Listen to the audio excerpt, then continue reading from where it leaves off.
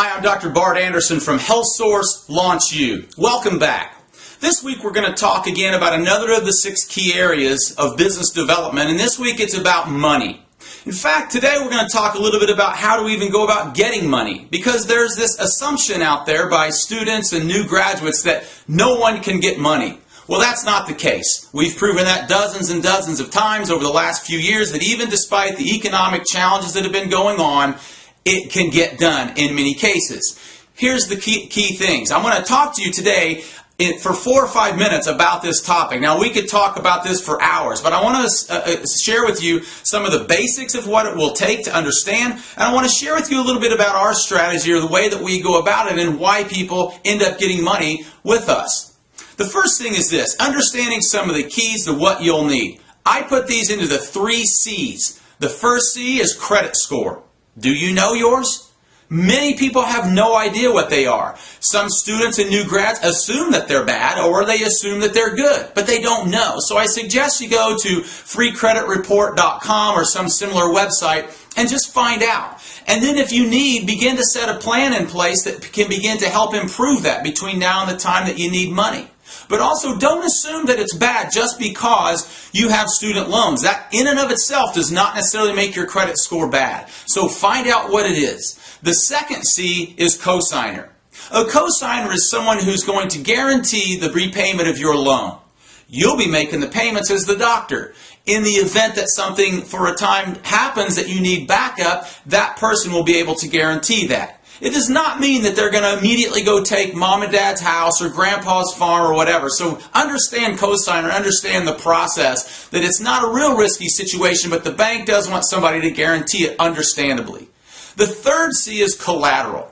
Collateral is that thing or those things that will guarantee the loan. So the cosigner will have to have some collateral. In this day and age, they will want to have at or near 100% collateral to back the value of the loan.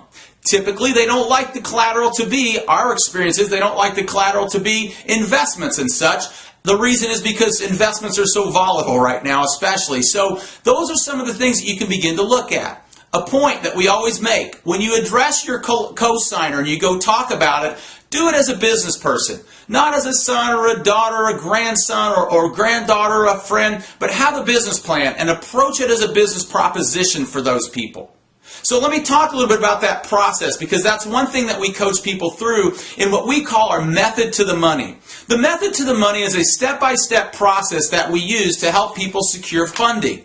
Now, we start with just a simple flow chart, just a step-by-step process that we can walk them through. What this does is it takes away the overwhelm. You can see the process and how it unfolds. A part of our method to the money is also our business plan that I referenced. A very great template that's worked dozens and dozens of times. You can literally fill your name in because it includes in there projections that are from franchise startups and from franchises. And with the franchise, the lender has the ability to check the actual truthfulness of that and understand what is average within a franchise. That's full access with a franchise. So projections that are real mean something to a lender. Also, there will be in there will be the SBA applications, the collateral form, the personal financial statements. We have all that in place, so it's a simple step-by-step process to go through, along with our proven systems and proven marketing and those sorts of things, which a lender will want to see. So, along with the method to the money, the other thing is this. Lenders tend to favor franchises. It's pretty well known because franchises are proven systems. Franchises are governed or watched by the federal government. So they have to be truthful. They have to be access. There has to be disclosure to these things. So those are things that you can check out. As opposed to a company that's just barking off some of their high numbers, we got to show you what's real.